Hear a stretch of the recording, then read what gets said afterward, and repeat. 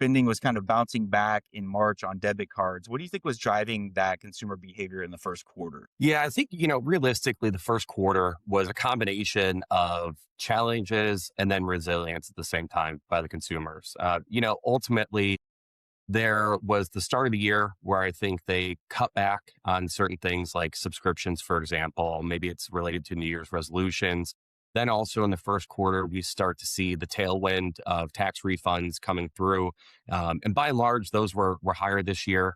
And then you have the third layer with increasing expenses. So a lot of the essential things that people are buying, fuel is a major one, really went up in price. We saw more spending there. So the ultimate story here is there's been challenges with the cost increases, but consumers have remained resilient through it. And it's really, in my mind, I'm kind of in a wait and see pattern. Like, is this going to continue happening where it's going to be absorbed in their budget?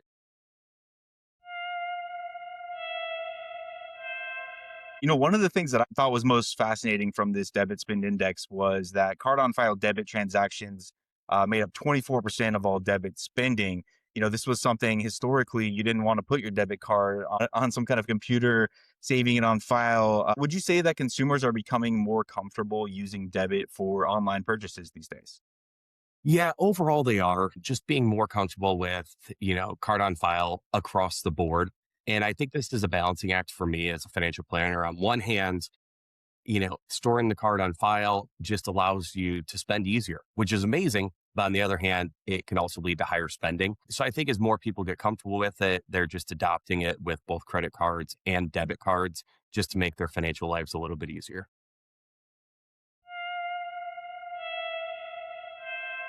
Another trend that I saw in this report that was interesting was that travel spending on debit rose year over year. That's obviously an area that's typically been dominated by, credit cards, especially with a lot of the travel protections, a lot of the rewards on travel. So, I guess like with all that in mind, like why do you think more consumers are using debit for travel these days? Yeah. And I think the other interesting thing too is related to travel. A lot of it was done through agencies, and whether that be, online agencies like Expedia, Priceline, those types of things. And generally speaking, we tend to see those be bigger purchases where people have maybe saved up for that. I know a very common technique that people use that we work one-on-one with is they set up a separate vault, and they're going to build up their savings to plan ahead for a vacation and kind of like a little mental accounting. And they say, okay, here's what I have to spend. And then they use that account to ultimately spend that. So I think with travel costs increasing, we're seeing more people, ultimately building up for that and then spending it out of the same account.